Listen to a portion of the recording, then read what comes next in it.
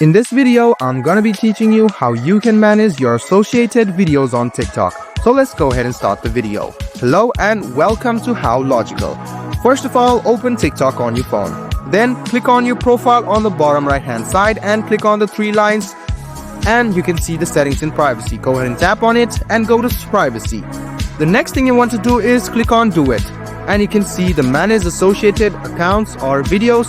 You can view or remove the associated do it and stitch videos if you have them. So go ahead and tap on it, and if you have any videos, they will be shown over here and you can manage this. You can delete the videos, you can untag yourself, and really functionalities will be there. So if the videos associated with you are there, it will directly come here. So the videos or do it or stitch with your post will appear here, and you can manage them as you can delete them or you can untag yourself from them as well. So guys, I hope this video was helpful for you. If you still have any kind of confusion, please do mention us on the comment section down below. Like the video, subscribe to the channel, and do hit the bell button for more. Hope to see you in the next video as well. Until then, goodbye, take care, and make sure you enjoy.